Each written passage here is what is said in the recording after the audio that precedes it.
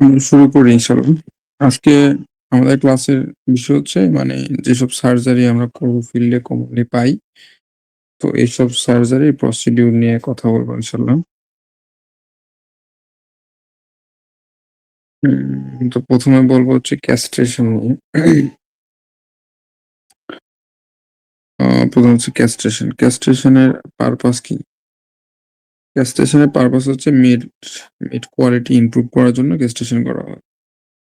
যে বাঘ যদি হয়, গোটে যে অর্ডার থাকে, এই অর্ডারটা যাতে না হয়, এটার জন্য আমরা গোটের ক্ষেত্রে গোটে ক্যাস্ট্রেশন করি আরকি।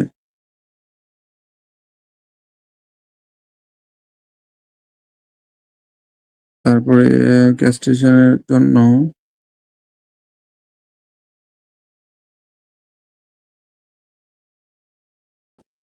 এজটা গুরুত্বপূর্ণ। ক্যাস্ট্রেশন যদি কাফে করি তাহলে ১ থেকে ৪ সপ্তাহের মধ্যে আরকি নার্সিং কাপ। আর বলছে যে বাকেট ফিট যেগুলা হচ্ছে আ এটা কি বলছে? শিপ গোটের ক্ষেত্রে ২ থেকে ৩ সপ্তাহের মধ্যে আমরা ক্যাস্ট্রেশন করার চেষ্টা করব। যত ক্যাস্ট্রেশন এর ক্ষেত্রে আরেকটা জিনিস মাথায় রাখা, সেটা হচ্ছে একটু আর্লি ক্যাস্ট্রেশন কিন্তু ইউরোলিথিয়াসিস ইউরো ইউরোলিথিয়াসিস করার জন্য একটা ফ্যাক্টর আরকি।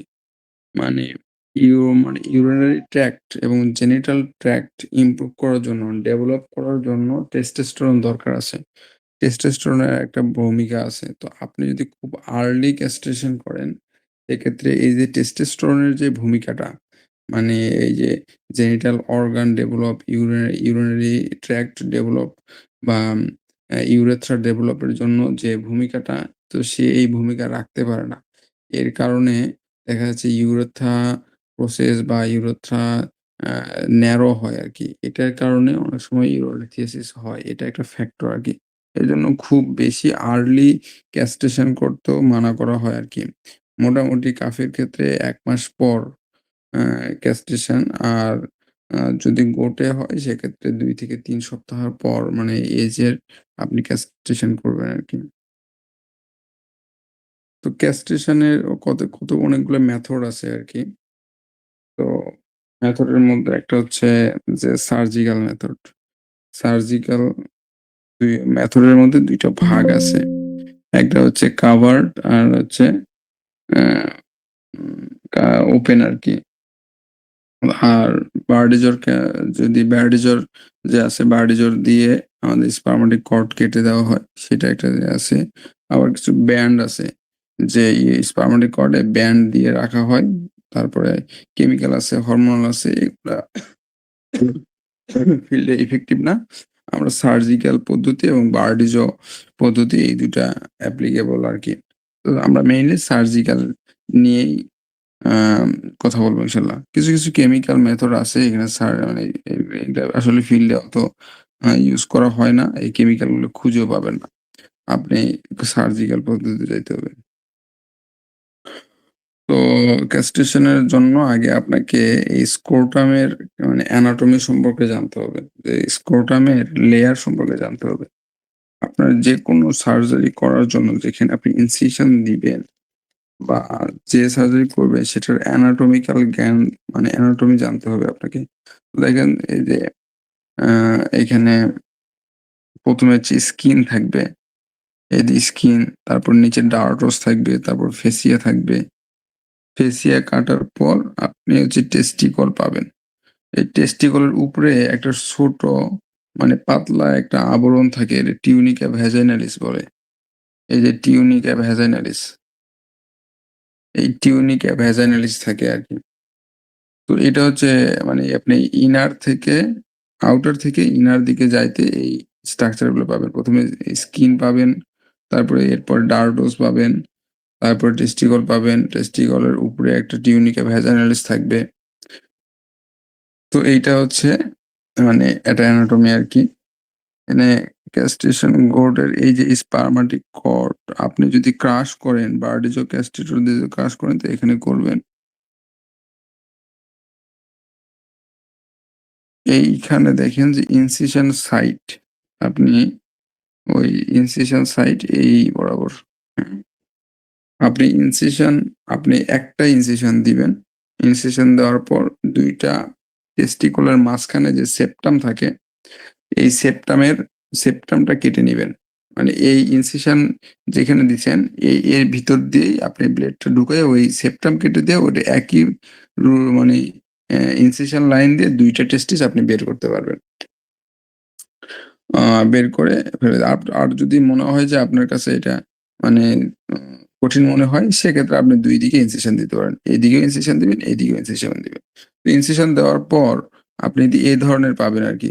আপনি এই টিউনিকা ভ্যাজাইনালিস, এই যে পর্দাটা আছে, এই যে এই যে পর্দা, যার ভিতরে টেস্টিকল, এই পর্দার নাম হচ্ছে টিউনিকা ভ্যাজাইনালিস। তো আপনি ২ ভাবে কাভার্ড মেথডেও করতে পারেন, আনকাভার্ড মেথডেও করতে পারেন। কাভার্ড মেথডটা কি?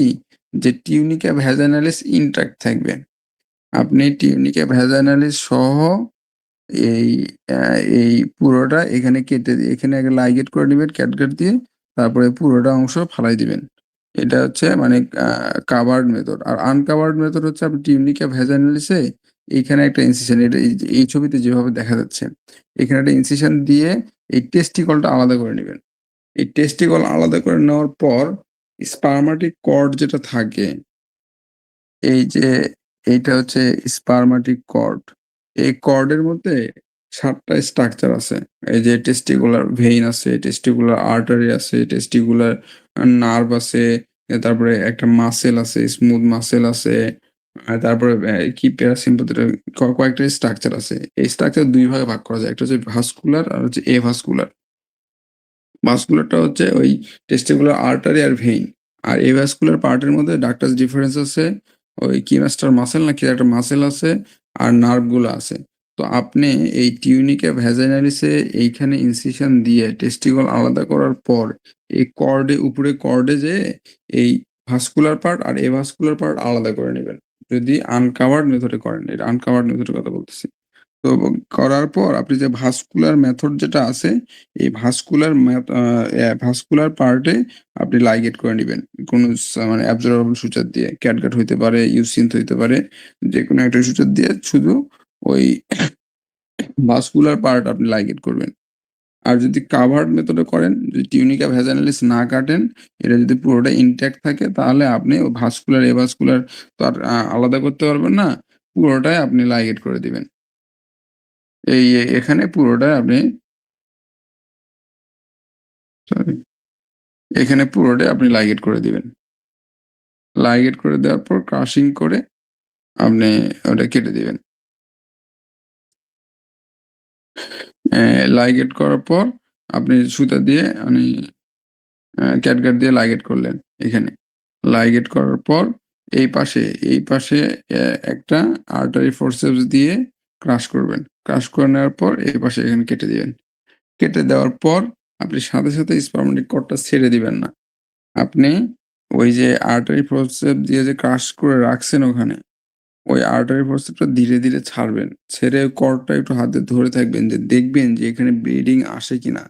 আপনি যে ওই যে ক্যাটগার্ড দিয়ে এখানে টাই করছেন, বেঁধে মানে এই ভাস্কুলার পার্টটা বেঁধে দিছেন, লাইগেট করছেন।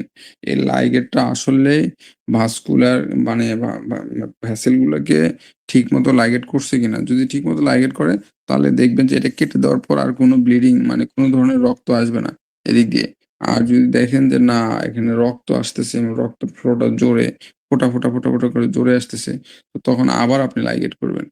হ্যাঁ, ক্যাস্ট্রেশন এর ক্ষেত্রে আপনি মেইন চ্যালেঞ্জ হচ্ছে এইটাই।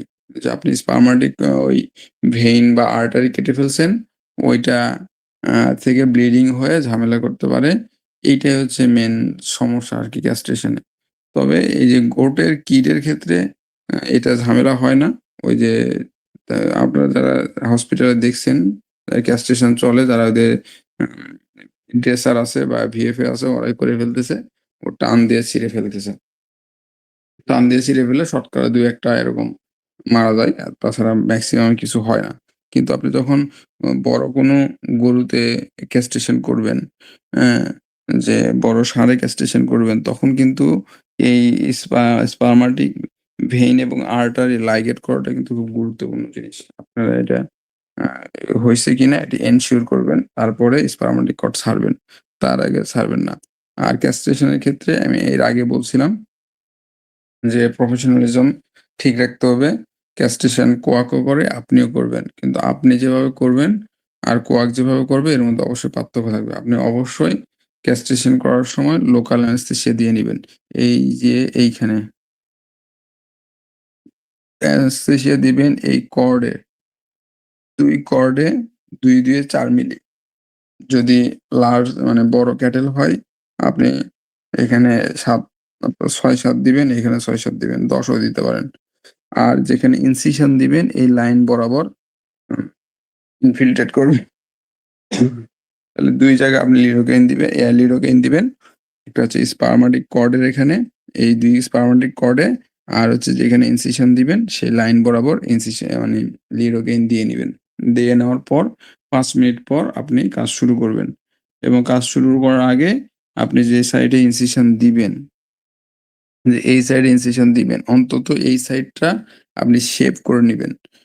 সুন্দর করে শেপ করে নিবেন। শেপ করে নেওয়ার পর এখানে ভায়োডিন দিয়ে একবার সোক করে নিবেন। নেওয়ার পর তারপরে অ্যানেসথেসিয়া দিবেন। দেওয়ার পর ৫ মিনিট অপেক্ষা করবেন। অপেক্ষা করার পর এরপরে কাজ শুরু করবেন। আপনি কাজ করার সময় এই যে স্ক্রোটামটা হাতে নিবেন, এক হাতে স্ক্রোটাম ধরবেন মানে যাতে ওই টেস্টিকলটা আর হচ্ছে স্কিনটা টাইট হয়ে যায়। টাইট হয়ে যাওয়ার পর জাস্ট নিডেলটা যে মানে একবারে রাখবেন আর তুলবেন না।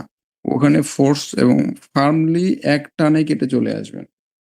হ্যাঁ? যাতে আপনার এই কাটাটা সুন্দর হয়, ইনসিশনটা সুন্দর হয়। এখানে যে ধরছেন এক টানে চলে আসবেন। হ্যাঁ? অনেক সময় কি হয় যে কিছু এরম করে। এরকম মানে একটা টান দিছে আবার ওখানে যেয়ে আবার তুলে ফেলে ব্লেডটা। আপনি ব্লেড তুলবেন না। আপনি এক টানে এটা ইনসিশন দিয়ে দিবেন। সবসময় গতকাল যে মানে আমি বললাম না?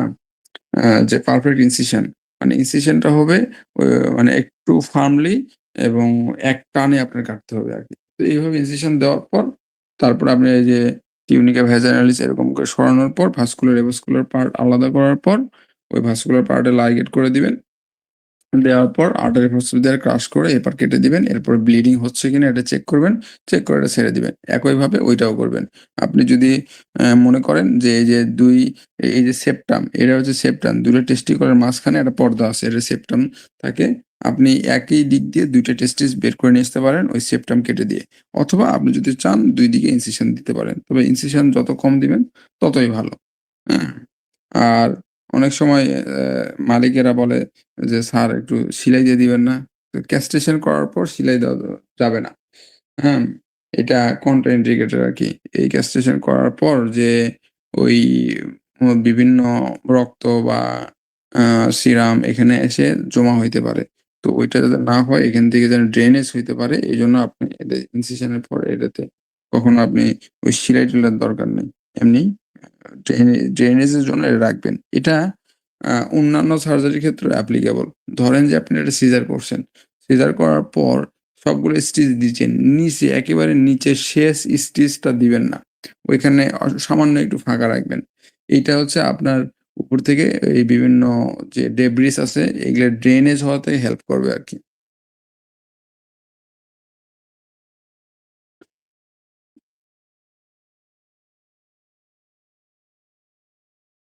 আ ক্যাস্টেশন এর প্রগনোসিস এবং কমপ্লিকেশন। কমপ্লিকেশন এর মধ্যে বড় কমপ্লিকেশন হচ্ছে টিটেনাস হয়ে যাওয়া। হ্যাঁ?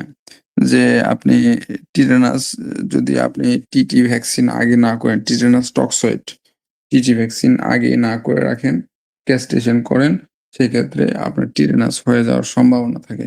এজন্য আপনি ক্যাস্টেশন করার অন্তত ৭ থেকে ১৪ দিন আগে টিটেনাস ভ্যাকসিন দিয়ে নিবেন। যদি আমি গোট কিড হয় সেক্ষেত্রে ২০ ইউনিট এনাফ ৪০ ইউনিটে ভায়াল তো 0.5 এমএল ভ্যাক্সিটেট এই নামে থাকে। ৪০ 0.5 এমএল ৪০ ইন্টারন্যাশনাল ইউনিট আইইউ থাকে। মোটামুটি ২০ হলে আর যদি কাফ হয় সেক্ষেত্রে আপনি একটা ইউজ করতে পারেন। আর যদি বড় অ্যানিমাল হয় তো সেক্ষেত্রে আপনার ডোজটা বাড়বে আরকি। মোটামুটি একটা অ্যাজাম্পশন করে দিবেন আরকি। এটা মানে অ্যানিমেলের ক্ষেত্রে টিটেনাস প্রোফাইল্যাক্সিস এর ডোজটা আসলে কত? এটা নিয়ে সায়েন্টিফিক্যালি মানে কোনো পেপারস আমি পাই নাই আরকি। আপনারা যদি পান এটা পড়ে নিতে পারেন। আ তবে কাফের ক্ষেত্রে আমি ১ টা দেই আর গোট ক্ষেত্রে হলে হাফ দেই। ৭ দিন আগে টিটেনাস দিয়ে নিতে বলি। এরপরে ক্যাস্ট্রেশন করি আরকি। আ আর কমপ্লিকেশন এর মধ্যে আরেকটা হইতে পারে যে, ওই যে দেখবেন যে পুরা স্ক্রোটামটা এরকম ফুলে গেছে। হ্যাঁ? ড্রেনেজ ঠিক মতো হয় নাই। এখানে এসে পুরা ফুলে গেছে। তো ফুলে যাইতে পারে। আবার আ ধরেন যে মানে ওখানে ইনফ্লামেশন চলতে পারে, পাস হইতে পারে। তো এগুলা কমপ্লিকেশন হইতে পারে। তো কমপ্লিকেশন হইলে যেরকম কমপ্লিকেশন সেরকম রেমেডি নিবেন। আ যদি পাস হয়ে যায় সেক্ষেত্রে ড্রেনেজ করে আপনি আ আ ড্রেসিং করবেন বা ফুলে গেলে সোয়েলিং হলে আপনার অ্যান্টিবায়োটিক কোর্সটা আরেকটু লেন্দি মানে বা অ্যান্টিবায়োটিক চেঞ্জ করা লাগতে পারে। তো এই আরকি।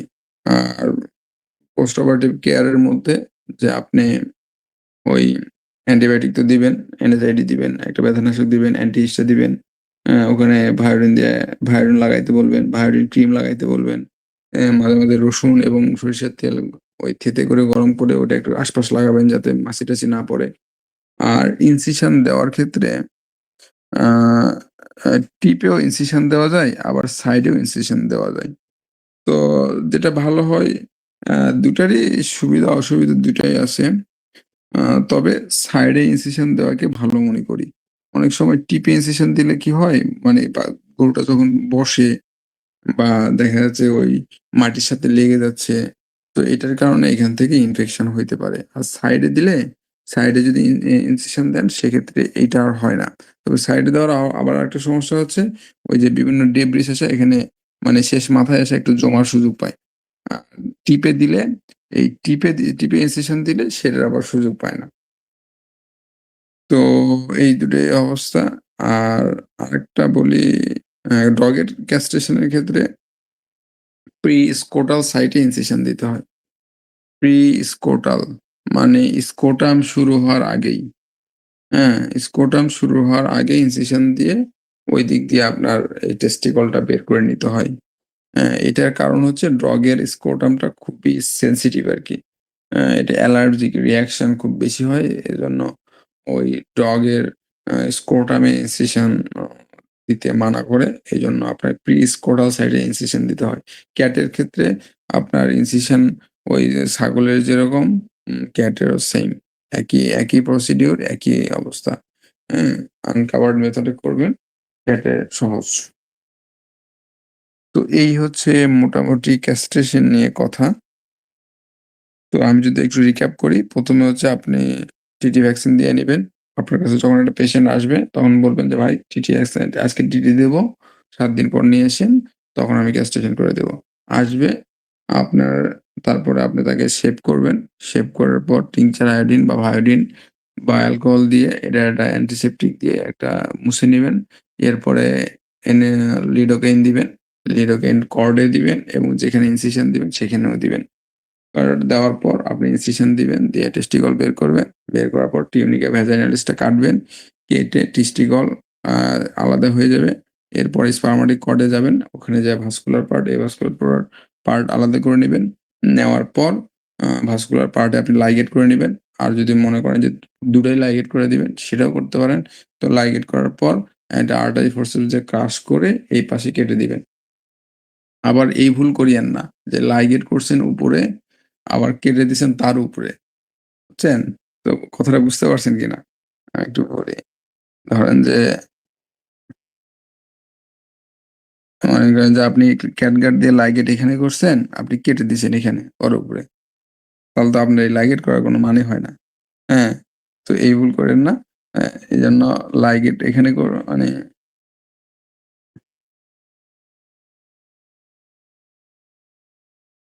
লাইগেট যদি এখানে করেন, তার নিচে আপনি কেটে দিবেন। ক্রাশ করে কেটে দিবেন। ব্লিডিং হচ্ছে কিনা এটা খেয়াল রাখবেন। এরপরে স্পারমাটিক কর্ডটা ছেড়ে দিবেন। এটা উপরে উঠে চলে যাবে। এরপরে অ্যান্টিবায়োটিক, ব্যথানাশক এগুলো দিবেন আরকি।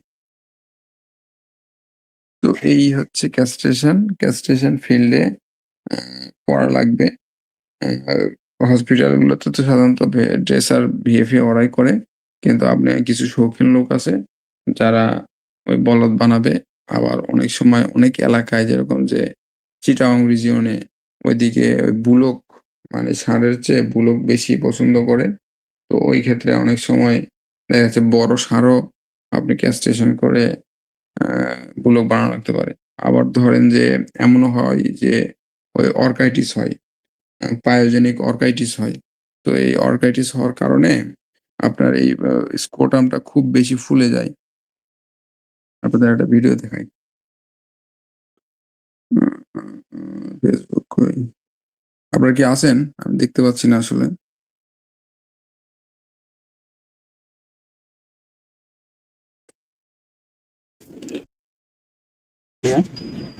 টেস্টিসের ইনসেকশন দিয়ে দেখলাম যে ভিতরে একবার পাস হয়ে গেছে।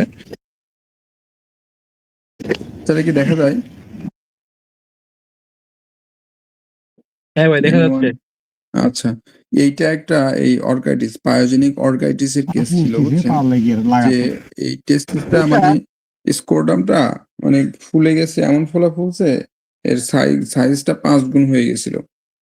তো ১ম এ আমি এটাকে অ্যান্টিবায়োটিক দিছিলাম। ডেক্সাএসপি দিছিলাম। তো অ্যান্টিবায়োটিক দিলে দেখা যাচ্ছে এর সাইজটা কমে আসে। কিন্তু অ্যান্টিবায়োটিক যখনই উইথড্র করা হয় আবার সে ফোলা শুরু করে। তো ইনসেকশন মানে নিডল পাঞ্চ তখনও করছিলাম যে দেখলাম পাস আসে।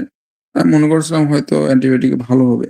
কিন্তু পরে এটা একটা ভালো হয় নাই। বাছুরের স্ক্রোটাল তো ভালো হয় নাই। পরে আমি চিন্তা করলাম যে এটা ক্যাস্ট্রেশন করে দিলে ভালো হবে আরকি। তো পরে এটাকে পাস হয়েছিল। ক্যাস্ট্রেশন করছি আরকি। স্ক্রোটাল বলতে মেইনলি টেস্টিসের ভিতরে একবার পাস হয়ে গেছিল এবং এটা অনেক বড় ফুলে গেছিল একটা, এবং এটা পরে আমরা এটা সিদ্ধান্ত নিতে এই যে দেখেন, একটা টেস্টিসের ইনসেকশন দিয়ে দেখলাম যে ভিতরে একবার পাস হয়ে এই গেছে। টেস্টিস সাইজ কিন্তু অনেক বড় হয়ে গেছে। তখনও বড় সাইজ। আর দেন পাত কিভাবে বের হয় দেখছেন? এটা টেস্টিসের মধ্যে পাত। আমি প্রেশার দিছি আর পাত বের হয়ে তো আসছে। এটা জাস্ট আপনার সার্জারি, বাছুরটা এখনো ঘুমে আছে। তো এরকম কেস আপনি পাইতে পারেন। টেস্টিসের তো এরকম কেস আপনি যদি ক্যাস্ট্রেশন করে দেন, তাহলে যে সোর্স যেখানে আপনার পাস হচ্ছে এটা যদি কেটে ফালাই দেন, এরপর অ্যান্টিবায়োটিক দিতে পারেন। তো এটা ভালো হয়ে যাবে। এই বাছুরটা ভালো হয়ে গেছে। তো এইটা হচ্ছে ক্যাস্ট্রেশন নিয়ে কথা। এরপরে হচ্ছে আপার প্যাটেলার ফিক্সেশন। কেসের নাম হচ্ছে আপার প্যাটেলার ফিক্সেশন। আর ট্রিটমেন্টের নাম হচ্ছে মিডিয়াল প্যাটেলার ডেসমোটমি বা ডেসমোটমি। তো এইটা নিয়ে কথা বলব। আ এইটার ক্ষেত্রে আমার এটা আসলে থিওরিটিক্যাল পড়ায় তো লাভ নাই। এটা হচ্ছে আপনার ফিল করতে হবে আরকি। ফিল করতে হবে। তো আমার প্ল্যান হচ্ছে আপনারা যারা এখানে মানে প্র্যাকটিক্যাল সার্জারি দেখতে আসবেন, তো আমরা এই অপারেশনটা মানে এইটা পালপেশনটা মানে এই লিগামেন্ট ফিল করাটা শুরুর দিন থেকে শুরু করব। মানে শুক্রবার সকাল থেকে শুরু করব এবং এই অপারেশনটা করব একেবারে শেষে। মানে শনিবার যখন লাস্ট এটা আমরা করব আরকি। এই পর্যন্ত মানে শুধু পালপেশন চলবে। হ্যাঁ? এ পর্যন্ত বারবার ধরে আপনারা দেখবেন যে এইটা মিডিয়াল প্যাটেলা। হ্যাঁ? মিডিয়াল প্যাটেলার লিগামেন্ট কোনটা এইটা আইডেন্টিফাই করতে হবে আরকি। আপনি যদি আইডেন্টিফাই করতে পারেন তাহলে কাটতে পারবেন। তো এইটা সাহস নিয়ে করবেন ইনশাআল্লাহ কিছু হবে না। আসলে ৩ টা লিগামেন্ট থাকে, কাটতে হয় মিডিয়ালটা। মানে ৩ টা থাকে। একটা হচ্ছে মিডিয়াল আর হচ্ছে ল্যাটেরাল। তো আপনার কাটতে হবে মিডিয়ালটা। আপনার ছবিটা দেখাই একটু আগে। তারপরে হ্যাঁ, এই ছবি দেখেন। এটা হচ্ছে মিডল আর এইটা হচ্ছে মিডিয়াল। আপনার এইটা কাটতে হবে। আর ল্যাটেরালটা এইদিকে। ল্যাটেরাল নিয়ে আপনার কোনো মাথা ব্যাথা নাই। ওটা আপনি মানে ধরতেও পারবেন না। ওটা আপনার ধরার প্রয়োজনও নাই। আপনার কাজ হচ্ছে এই ২ টা নিয়ে মিডল আর মিডিয়াল। মিডলটা মিডলেই থাকে আর মিডিয়ালটা ভিতরের দিকে থাকে, মিডিয়াল দিকে থাকে। মিডিয়াল আর ল্যাটেরাল কেমনে? মানে মিডিয়াল হচ্ছে বডির দিকে আর ল্যাটেরাল হচ্ছে বডির বাইরের দিকে। তো ল্যাটেরাল নিয়ে কোনো চিন্তা নাই। মিডল আর মিডিয়াল নিয়ে আপনার হচ্ছে চিন্তা যে কোনটা মিডল আর কোনটা মিডিয়াল। এইটা আইডেন্টিফাই করতে হবে আরকি। করে এই জাস্ট এই মিডিয়ালটা কেটে ফেলতে হবে। কেটে দিলে এটা সাথে ভালো হয়ে যাবে। তো এই অপারেশনটা একটু সাহসের ব্যাপার আছে। একটু সাহস নিয়ে করতে হয়। আ সাহস নিয়ে করবেন ইনশাআল্লাহ হয়ে যাবে। আমি যখন ১ম এই অপারেশনটা করি, আমি ২০১৯ সালে ১ম এই সার্জারি করছি এটা। আমি যখন ইন্টার্নে ছিলাম। তো আমি আসলে আমাকে কেউ দেখায় নাই। হ্যাঁ? এবং আমি আমার ভিএস স্যার যে ছিল ওই ইন্টার্ন সময়, আমি স্যার পারতো আরকি। তো আমি স্যারকে যেয়ে একটাই রিকোয়েস্ট করছিলাম যে, "স্যার আমি তো মোটামুটি সার্জারি পারি স্যার। ওগুলা আল্লাহ দিলে আটকাবো না স্যার। কিন্তু আমি এটা পারি না। আপনি শুধু স্যার আমাকে একটা জিনিস শিখায়েন। আপনার কাছে আমি রিকোয়েস্ট একটাই করব যে একটা জিনিস শিখায়েন আপনি।" তো উনি আসলে আমার এই একটা জিনিসই শিখায় নাই।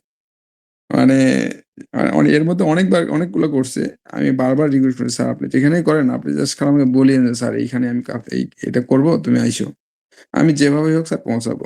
মানে আমার খুব প্রচন্ড ইচ্ছা ছিল যে আমি এটা দেখব। কিন্তু যাই হোক কোন কারণে উনি আমাকে দেখায় নাই বা শিখায় নাই। তো পরে আমি এটা অনেক নিজেই স্টাডি করছি।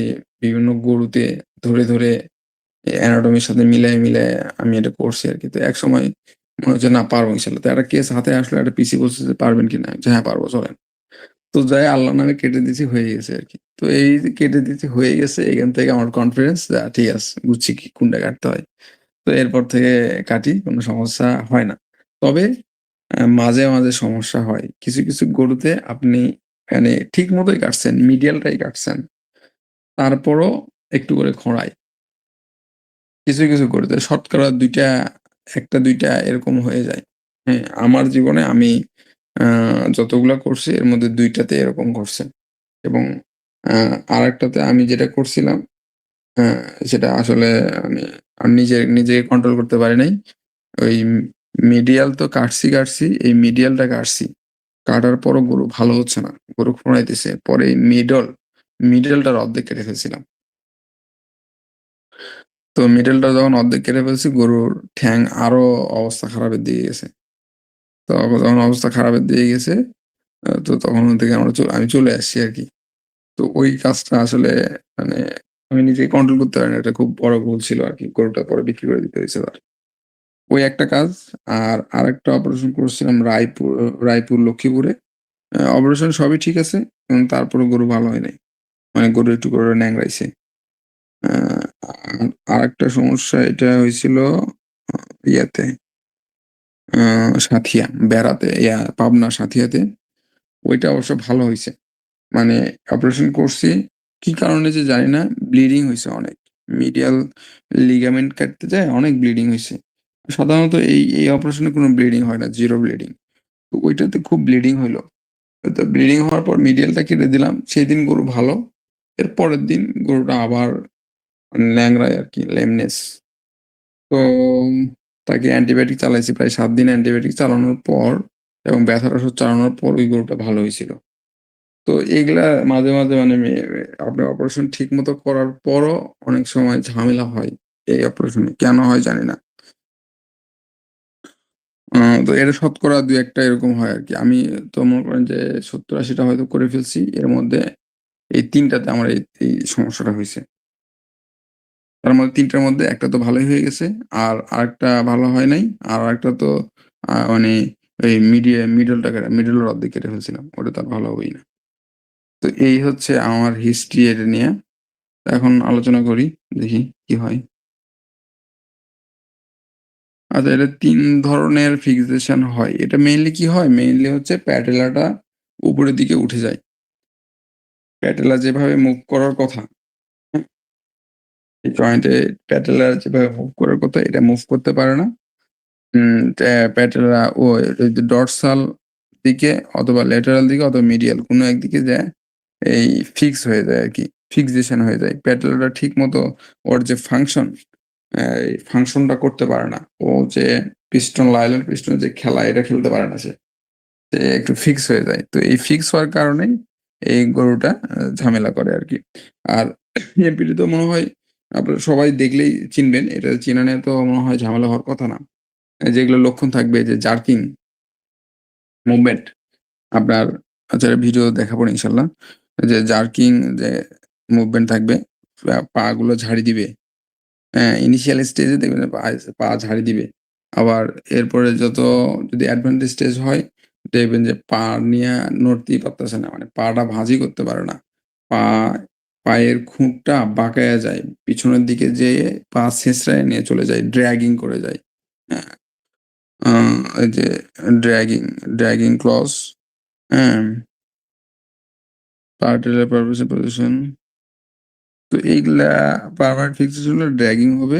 আর যদি পার্মানেন্ট টেম্পোরারি ফিক্সেশন হয় তাহলে হচ্ছে লেটারাল জার্কিং দিবে আরকি।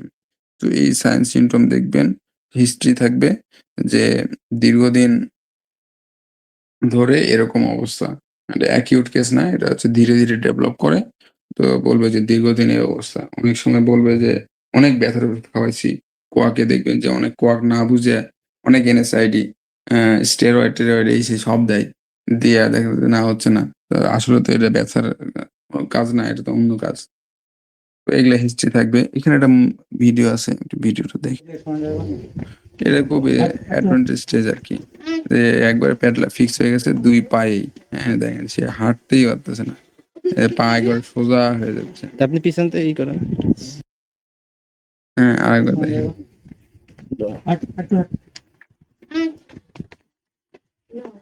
এটা প্যাডলা একবারে ফিক্স হয়ে গেছে। অনেকদিন এটা হইছে বছরখানেক। আপনি বছরখানেক পর পিছন থেকে একটা ই করেন। অপারেশন হইছে। তো এইটা তো আইডেন্টিফাই করলেন। কাটতে হবে মিডিয়ালটা। এখন কাটবেন কিভাবে? একটা হচ্ছে ১২ নাম্বার ব্লেড দিয়ে এই যে ১২ নাম্বার ব্লেড দিয়ে ১২ নাম্বার যে কার্ভ ব্লেড আছে, এই ব্লেডের সাথে ৩ নাম্বার হ্যান্ডেলের সাথে এটা লাগবে। ৪ নাম্বারে লাগবে না। ৩ number BP handle. BP handle ৩ number সাথে ১২ নাম্বার ব্লেড লাগায় নিলে আপনার যন্ত্র রেডি। এই যন্ত্র এই মিডল এবং মিডিয়াল লিগামেন্টের মাঝখানে একটা গ্রুভ আছে। ভি শেপ একটা গ্রুভ আছে গ্রুভ। এই গ্রুভের মধ্যে ঢুকাই দিতে হবে। ঢুকাই দেওয়ার পর লিগামেন্টটা ধরে নিতে হবে। এই যে এই গ্রুভের মধ্যে ঢুকাবেন। ঢুকাইয়া ওই পার্ট দিয়ে নিয়ে এই লিগামেন্টটা কেটে দিতে হবে। এইটা একটা পদ্ধতি। আরেকটা হচ্ছে যে টেনোটমি নাইফ। টেনোটমি নাইফ পাওয়া যায়। এই যে কিনতে পাওয়া যায় এরকম ৳২৫০-৩০০ দাম। এটা আমারটা আগে ছবি দিছি। তো টেনোটমি নাইফ পাওয়া যায়। এখন কখন কোনটা ইউজ করবেন? আসলে এই যে ১২ নাম্বার ব্লেড আছে না? এই ব্লেডের যদি গরু বেশি ঝামেলা করে, গরু বেশি লাফায়, তো সেক্ষেত্রে আপনি এই ১২ নম্বর ব্লেড ইউজ না করে আপনি টেনোটমি নাইফ ইউজ করবেন। ব্লেড ইউজ করার একটা ডিসঅ্যাডভান্টেজ হচ্ছে আপনি মনে করেন যে পজিশন মতো ঢুকাইছেন, হঠাৎ করে গরু পাড়া মোচড় দিছে বা পাড়াটা ঝাড়ি দিছে। তো মট করে আপনার ওই ব্লেডটা ভেঙে যায়। মানে ব্লেড ভেঙে ভিতরে থেকে যায়। বুঝছেন? তো এইটার ঝামেলা হয়। আর যদি টেনোটমি নাইফ ঢুকান, এই যে নাইফ ঢুকান এটা ভাঙ্গার কোনো চান্স নেই। আপনি যত যেটাই করেন এটা বাঁকায় যাবে কিন্তু ভাঙবে না। ভাঙবে না। আর আরেকটা এই টেনোটমি নাইফের আরেকটা সমস্যা হচ্ছে এটার ধার থাকে না। আপনি ১ টা ২ টা অপারেশন করার পর মানে পরেরগুলো অপারেশন করতে অনেক কষ্ট হয়। হ্যাঁ? আর যদি ১২ নম্বর ব্লেড ইউজ করেন এটার ধার খুব ভালো থাকে। খুব সুন্দর স্মুথলি কাটা যায়। তো ২ টার ক্ষেত্রেই সুবিধা-অসুবিধা আছে। তবে আমি প্রিফার করি এই ১২ নম্বর ব্লেড। ১২ নম্বর ব্লেড ৩ নম্বর হ্যান্ডেলে লাগায়ে এটা দিয়ে দিই। এটা কেটে দেই আরকি। ব্লেড ভাঙছি আমি আ ১ টা ২ টা ভাঙছি। ২ টা ভাঙছি। এতগুলো অপারেশন করার মধ্যে আমি ২ জায়গায় আমার ব্লেড ভেঙে গিয়েছিল। তো ব্লেড ভাঙার পরে এক জায়গার ক্ষেত্রে ব্লেডটা আমি বের করতে পারছি। আ ইনস্ট্যান্ট বুঝতে পারছি এবং মানে মানে ওপরে পাই খুঁজে পাইছি আরকি। তো আর্টের ফসল দিয়ে টেনে বের করে ফেলছি। আর আরেকটা জায়গায় আমি ব্লেডটা খুঁজে পাই নাই। কোথায় ভাঙছে ভিতরে রয়ে গেছে। তো কোনো সমস্যা হয় নাই। তো ব্লেড যদি আপনার ভেঙে যায়, আপনার মনে হয় কাজ করতে যায়া ব্লেডটা ভেঙে গেছে, হট করে ভেঙে গেছে। মালিক তো আর বুঝবে না, মালিক তো উপরে থাকবে। তো আপনি একটু ব্যস্ততা দেখায় এই যন্ত্র-টন্ত্র এদিক করে, এদিক-সেদিক যাইয়া আপনি জাস্ট ওই ব্লেডের মাথা অংশ, গোড়া অংশ থাকবে তো বিপি হ্যান্ডেলের সাথে, ওই বিপি হ্যান্ডেলের সাথে ওটা খুলে ফালাই দেন, নতুন একটা ব্লেড ঢুকাই ফেলবেন আরকি। এটা আপনি টেকনিকে এটা করে ফেলবেন। সমস্যা হবে না। আর নাইফ তো বললামই, এটা কাটতে অনেক কষ্ট হয়। এটা ধার শেষ হয়ে যায়। তবে এটা অনেকটা সেফ আরকি। হুম, তো এই ২ টাই গেল। হ্যাঁ, তাহলে এখন কিভাবে করবেন ডেসমোটমি? ডেসমোটমি করার ক্ষেত্রে ১ম এ যাইয়া গরুটা আগে বেঁধে নিতে হবে। ২ ভাবে করা যায়। একটা হচ্ছে শুয়ে করা যায়, একটা হচ্ছে বসে দাঁড়ায় করা যায়। তো দাঁড়ায়া করলে আপনার ওই সরি লিগামেন্ট আইডেন্টিফাই করা সহজ। একেবারে স্ট্রং দেখা যায়, প্রমিনেন্ট একেবারে দেখা যায়। হ্যাঁ? আপনি ফিল করতে পারবেন। আর শুয়ে করতে গেলে কি হয় মিডিয়াল আ লিগামেন্টটা মিডল এর উপরে উঠে যায় আরকি। তো এই ২ টাকে আলাদা করে নিয়ে তারপরে কাটতে হয়। তো আমি আসলে শুয়ে করলে আমার নিজের কাছেও কনফিউশন লাগে। আমি শুয়ে করি না। আমি দাঁড়ায় করতে প্রিফার করি। তো দাঁড়ায় করতে গেলে ১ম এ আপনি যে বাড়িতে এই অপারেশনটা করবেন, তো ১ম এই বলে দিবেন যে, "ভাই ফাটক বানান।" ফাটক মানে হচ্ছে স্ট্যাবিস। যে ওই যে আমরা আ আ ইংলিশে বলে স্ট্যাবিস বলে না? চুট বলে আরকি বাংলায়। তো একেক এলাকায় একেক নাম বলে। কোন জায়গায় ওই ফাটক বলে, কোন জায়গায় আটক ঘর বলে। তো যে এলাকায় যেটা দিয়ে বোঝে আরকি। ওই যে বাঁশ দিয়ে টেম্পোরারি একটা স্ট্যাবেজ বানায় নিবেন যেখানে গরুটা ভিতরে ঢুকাইয়া দেওয়া হবে। দেওয়ার পর পিছনের পাতে, কারণ আপনি অপারেশন করবেন তো পিছনের পা। প্যাটেলা আছে পিছনের পাতে। তো পিছনের পায়ের হক জয়েন্ট বরাবর গামছা অথবা ওড়না, মানে নরম কিন্তু শক্ত। নরম কিন্তু শক্ত এরকম দড়ি দিয়ে আ ২ পা একত্র করে বাঁধতে হবে। কিন্তু ২ পা একত্র করে এত টাইট করে বাঁধা যাবে না যে পড়ে যায়। এবং পা বাঁধার ক্ষেত্রে ভিতরে একটা এস শেপ হবে। হ্যাঁ? এস শেপ দিয়ে ভিতরে একটা প্যাচ থাকবে তারপরে ওই পা বাঁধা হবে। আমি তো একটু দেখাইতে পারলে ভালো হইতো। তো এরকম করে বেঁধে নিবেন আগে। যাতে পা দিয়ে আপনাকে লাথি না মারতে পারে। এরপরে বেঁধে নিবেন। বেঁধে নেওয়ার পর আপনি ওই মিডল এবং মিডিয়াল এই যে গ্রুপ আছে, যে গ্রুপে আপনি ব্লেডটা ঢুকাবেন, হ্যাঁ? এই যে এই গ্রুপে আপনি এই মিডল লিগামেন্টের এখানে ১০ সিসি লিডোকেইন দিয়ে দেন। লিডোকেইন দেওয়ার ক্ষেত্রে আপনি ওই জেসোকাইন এ যেটাতে বেশিক্ষণ সময় থাকে এবং ভালো কাজ করে, ওই জেসোকাইন এ লালটা দিবেন। হ্যাঁ? লালটা ১০ সিসি দিবেন, দিয়ে ৫ মিনিট অপেক্ষা করবেন। ৫ মিনিট অপেক্ষা করার পর আপনি নিডেল ঢুকাবেন, ও টেরই পাবে না। হ্যাঁ? আপনি ওই নাইফ ঢুকাবেন, আপনি টের পাবে না। আর যদি আপনি এই টেনোটমি নাইফ দিয়ে করতে চান, সেক্ষেত্রে আগে চামড়াটা, এই মাথাটা এত মানে না, মানে কি বলে? শার্প না আরকি। এটা দিয়ে চামড়া কাটা যায় না। তো আপনাকে আগে এই ১১ নাম্বার ব্লেড হোক অথবা ১২ নাম্বার ব্লেড হোক, এই ব্লেড দিয়ে চামড়াটা কেটে নিতে হবে। চামড়া এই যে ধরেন যে ১ ইঞ্চি সাইজ ১ ইঞ্চি শেপ চামড়াটা কেটে নিবেন। কেটে নেওয়ার পর এই টেনোটমি নাইফটা আপনি ঢুকাই দিবেন। আর যদি আপনি ডাইরেক্ট এই ব্লেড দিয়ে করেন, ১২ নম্বর ব্লেড দিয়ে করেন, সেক্ষেত্রে ওই মানে চামড়া তো আলাদা করে কেটে নেওয়া লাগবে না। এটা দিয়ে চামড়া কেটে একবারে ভিতরে ঢুকে যাবেন। তো ঢুকে যাওয়ার পর আপনি মিডিয়াল লিগামেন্টটা কেটে ফেলবেন। কেটে দেওয়ার পর আপনি হাতে বলবেন যে ফটক থেকে বা স্ট্যাবিস থেকে গরুটা বের করেন। বের করার একটু পর যে বললেন যে হাঁটায় দেখেন। তো মালিককে বলবেন যে ঠিক আছে কিনা দেখে নেন। হ্যাঁ? পরে যে ঝামেলা করবেন সেটা হবে না। আপনি এক পায়ে অপারেশন করছি, আরেক পায়ের আ আবার আপার প্যাটেলার ফিক্সেশন হইছে। আপনি ফোন করে বলবেন যে, "কি অপারেশন করলেন? গরুর ঠিক হয় নাই।" তো এরকম না। আপনি মালিককে বলবেন যে, "আপনি হাঁটায় নিয়ে দেখে নেন, ঠিক হইছে কিনা।"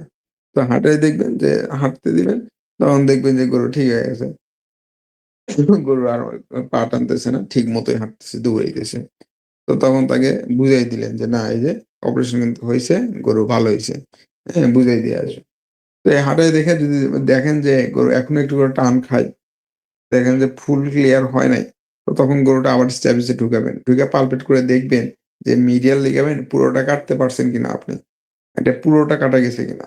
যদি দেখেন যে না পুরোটা কাটা যায় নাই, কিছুটা রেমনেন্ট রয়ে গেছে, হ্যাঁ? এটার কারণে সে অল্প করে টান খাইতেছে। তো পরে আবার আপনি ব্লেড ঢুকাইয়া আপনি যে অংশটা এখনো রয়ে গেছে ওটা কেটে দিবেন। ঠিক হয়ে যাবে। হ্যাঁ, কাটার সময় আ ওই যে আমি যেটা বলছি যে অনেক সময় ঠিক মতো কাটার পরও লিগামেন্ট ঠিক মতোই কাটছি তারপরও গরু ভালো হয় না। এটার অন্যতম আমার কাছে মনে হয় যে ওখানে যে সাইনোভিয়াল মানে এটা তো সাইনোভিয়াল জয়েন্ট। মানে সাইনোভিয়াল ফ্লুইড থাকে। তারপরে জয়েন্টের যে ওই যে কার্টিলেজ থাকে এই সেই। তো বেশি গুতাগুতির কারণে যদি ব্লেডটা ওই জয়েন্টে ওখানে যেয়ে কোনো আঘাত করে, তো সেক্ষেত্রে আমার মনে হয় যে লেমনেসটা থেকে যেতে পারে। এজন্য ব্লেডটা বেশি গুতাগুতি করবেন না। জাস্ট লিগামেন্ট কেটে বের হয়ে চলে আসবেন। আচ্ছা বের করে আপনি কাটাতে শেষ। এরপরে আপনি সেখানে লোকাল অ্যান্টিবায়োটিক কিছু পেনিসিলিন গুলে ওখানে লোকালি দিতে পারেন। লোকালি দিয়ে আ উ ভা উপরে একটু ভায়োডিন দিয়ে একটু ড্রেস করে দিয়ে আপনি বের হয়ে চলে আসবেন। আর এটা তো আর বেশি মেজর অপারেশন না। আপনার যে অ্যান্টিবায়োটিক ৫ দিন দিতে হবে বিষয়টা এমন না।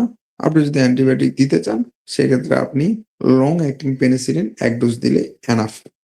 হ্যাঁ? লং অ্যাক্টিং পেনিসিলিন অথবা লং অ্যাক্টিং অক্সিডেটর দিলেন। আর একদিন ব্যথার ওষুধ দিলেন। আর ব্যথার ওষুধ খাওয়ানোর জন্য আপনি PK5 অথবা ফাস্টভেট যেটাই হোক সেটা আপনি দিয়ে দিতে পারেন। দিয়ে শেষ। তো এইটাই হচ্ছে ডেসমাটোম আ কয়টা বাজে? ১০টা ৩ বাজে। আ আজকে আর ক্লাস নিব না। আজকে এতটুকুই। আ কারো কোনো কোয়েশ্চেন থাকলে বলতে পারেন। পরবর্তীতে আমরা অন্য অপারেশন এর কথা বলব।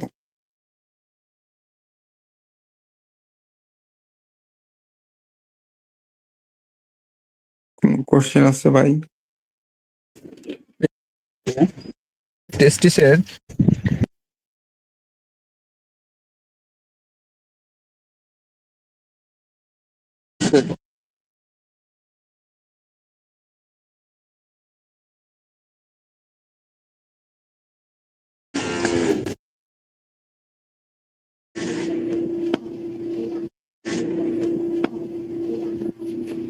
এটা দেখেন পা জার্কিং মুভমেন্ট।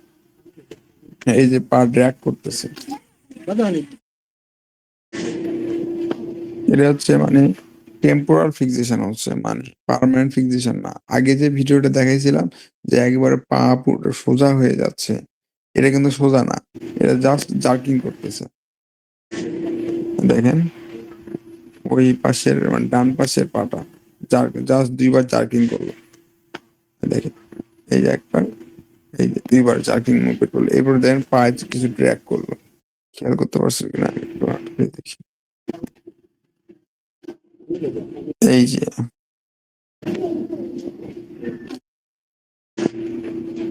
এই যে জার্কিং করতেছে আর এই যে পা ড্র্যাগ করলো। পাটা উল্টে গেল। এই যে এটা একটা এই যে আবার দেখি।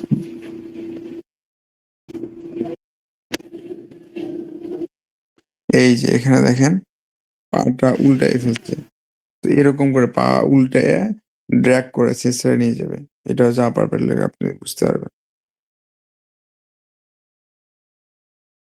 আচ্ছা কেউ আছে নাকি সবাই চলে গেছে?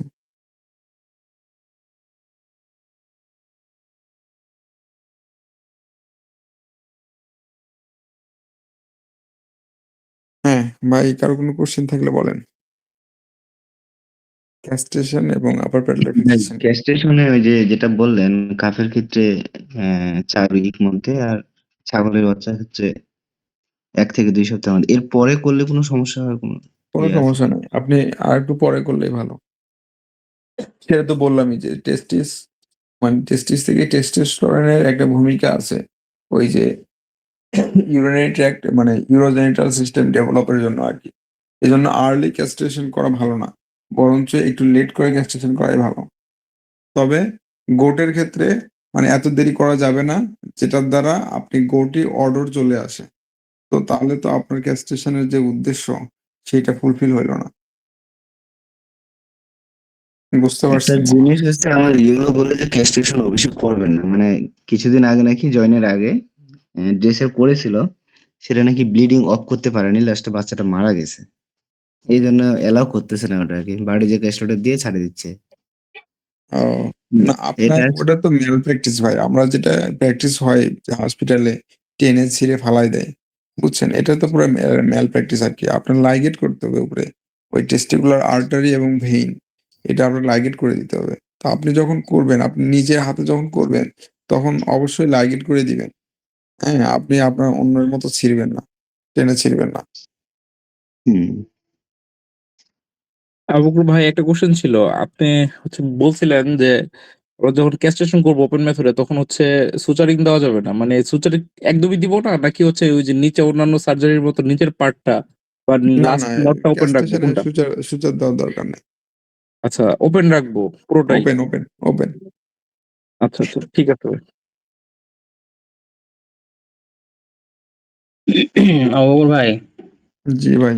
হ্যাঁ ওই যে ভার্সিটিতে দেখছিলাম আর কি, যখন ইয়ে করে টিপে টিপে যখন ইনসিশন দেওয়া হয় তখন কি দুই পাশে দুইটা ইনসিশন দিতে হবে না দুইটার জন্য? হট টিপে দিলে আপনার ২ পাশে দুটাই দিতে হবে। হ্যাঁ, আর ওই যে লাস্টে যেটা সুচার করব না ওটাতে কি ক্রাশ করে দিতে হবে? ক্রাশ করে দিতে পারেন, না দিলেও সমস্যা নেই। হুম, ঠিক আছে। লাগবে না, ক্রাশও লাগবে না। এমনি রাখলেও হবে। আবু বকর ভাই, লিডোকেন কত এমএল ইউজ করব? যদি বাচ্চা ছাগল হয় আর ওই ম্যাচিউর ছাগল হয়, তখন কোনটা কত এমএল ইউজ করা যাবে আর কি, লোকালের ক্ষেত্রে আর বাচ্চা কি? ছাগল হলে সব- বাচ্চা ছাগল হলে তো ভাই লিডোকেইন মনে করো যে ১ ml এ আছে ২০ mg। আচ্ছা? আচ্ছা। আর একটা বাচ্চা ছাগল হয়তো ২ কেজি, ১.৫ কেজি। তো আপনি যদি লিডোকেইন মানে ডোজ মেইনটেইন করেন যে 8 mg পার কেজি, তো একটাতে ছাগলে আপনি ২ কেজি যদি হয়, সর্বোচ্চ আপনি ১৬ mg দিতে পারেন। ১৬ mg মানে ১ ml এরও কম। তো আমরা সাধারণত বাচ্চা যদি হয় সর্বোচ্চ আপনি ১ ml ইউজ করতে পারেন। যে ০.৫ আ মনে করেন যে ০.৪ একটা কর্ডে দিলেন, ০.৪ আরেকটা কর্ডে দিলেন। আর ০.২ যেখানে ইনসিশন দিবেন সেইখানে একটু দিয়ে দিলেন। তো এরকম করে দিতে পারেন। আর একটু বেশি দিলেও সমস্যা হয় না। আমি দিয়ে দেখছি। তবে এটা মেইনটেইন করতে হবে। মোটামুটি আ ১-১.৫ এর মধ্যে ছোট বাচ্চা হলে মানে মেইনটেইন করেন আরকি। আর বড় হইলে ওইভাবে দিয়েন আরকি, সমস্যা নাই। যে কর্ডে ১ মিলি ২ কর্ডে ২ মিলি দিলেন আর ইনসিশন সাইডে ১ মিলি দিলেন। মানে বড় ছাগলের। আর যদি বাছুরের হয় আরো একটু বাড়ায় দিলেন। ২ দিয়ে ৪ আর ২ ৬ দিলেন। এরকম করে দিবেন আরকি। Thumb rule. ভাই, থ্যাংক ইউ ভাই। ভাই, একটা কোশ্চেন করতাম আর কি, ভাই, যদি কিছু মনে না করতেন আর কি। একটা এটা বলেন। পার্সোনাল আর কি, দাবি আর কি, বলেন। বা রিকোয়েস্ট আর কি। ভাই, আমাদের ওই ক্যাট ডগের আর কি কিছু কমন মেডিকেশনের উপরে একটা যদি ক্লাস নিতে পারতেন, আধা ঘন্টা হোক ভাই সেশনটা। চার আসলে পাঁচটা ভাই কমন ডিজিজ আর কি। ক্যাট ডগ এর ক্ষেত্রে আমি ক্যাট ডগ এর প্র্যাকটিস মানে কম করছি আরকি। মানে না পারতে যতটুকু করার আরকি ততটুকু করছি। এজন্য ক্যাট ডগ নিয়ে আমি আসলে করতে চাই না। আমি ক্যাট ডগ এর অনেক আগে ২০১৯-২০ এ যখন আমি ১ম বের হইছি তখন কিছু করছি ভাই। এরপরে আমি আ মানে একান্ত নিজের কাছের লোকজনের, যেরকম আমি মিলভিটে থাকতাম। মিলভিটার আমার পাশেই আমার একটা ম্যাডাম ছিল, তার কিছু বিড়াল ছিল, তারগুলো দেখতাম। এজন্য আমার এক্সপেরিয়েন্স কম। এজন্য ওই বিষয়ে আমি কথা বলতে চাই না আরকি। যারা এক্সপার্ট তাদের সাথে আমার মনে হয় এটাই করতে পারেন। আচ্ছা ভাই, ঠিক আছে, থ্যাংক ইউ ভাই। হুম। ভাই, আমি একটা প্রশ্ন করতাম। আমি দেখলাম যে বড় ছাগলের ক্যাস্ট্রেশনের সময় আপনার দুই পাশে ইনসিশন দিল এবং সেলাই করলো। হুম। মানে সেটাই টেস্টিসের সাধারণত দুই দরকার পাশে হয় না। দুই টেস্টিসে সেলাই করতে দেখেছি আর কি। সেটাই স্যার। কিন্তু করে অনেক, কিন্তু সেলাই দরকার নেই। ক্যাস্ট্রেশন এর সেলাই দরকার নেই। আপনি জাস্ট ভিতর থেকে যখন শুকায় আসবে তখন ওটা এমনি ঠিক হয়ে যাবে। বরং সেলাই যদি পুরোটা সেলাই দিয়ে দেয়, সেক্ষেত্রে আপনি আরো ঝামেলা বেশি হইতে পারে, কমপ্লিকেশন বেশি হইতে পারে। আপনি যদি একান্ত সেলাই দিতে চান, তাহলে সাবকিউটিকুলার আ ওই সুচার দিতে পারেন। সাবকিউটিকুলার সুচার দিয়ে শেষে অন্তত ২ টা স্টিচ ফাঁকা রাইখেন। যদি যারা একেবারেই সুচার দিতে চায়, এটা করতে পারেন।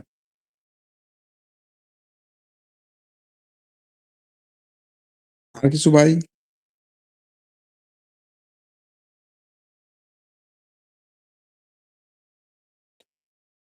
তাহলে আমরা শেষ করি ইনশাআল্লাহ। কালকে তো আমাদের কয় তারিখ? ২৫ তারিখ না? হ্যাঁ, ২৫, ২৬ ২ দিন আছে। 25 তারিখ 26 তারিখ যেগুলা অপারেশন আছে এগুলো প্রসিডিউর আমরা শেষ করবো, সমস্যা নেই। আর মেডিসিনের একটা ক্লাস বাকি আছে রিপ্রোডাক্টিভ সিস্টেম নিয়ে, ওইটা নেওয়া হবে ইনশাল্লাহ। দেখি অবুর ভাই, বিড়াল ধরে নিয়ে গেলে কি স্প্রেইং হবে নাকি? বিড়াল ধরে নিয়ে আসবেন, নিয়ে আসতে পারেন। আপনি যদি বিড়াল নিয়ে আসতে পারেন আমি স্প্রে করে দেবো। উম, আচ্ছা দেখি চেষ্টা করা হোক। আচ্ছা ঠিক আছে ভাই। ঠিক আছে, আল্লাহ হাফেজ। ঠিক আছে, শেষ করলাম। ভালো থাকবেন সবাই। আসসালামু আলাইকুম। আল্লাহ হাফেজ ভাই, সালাম আলাইকুম।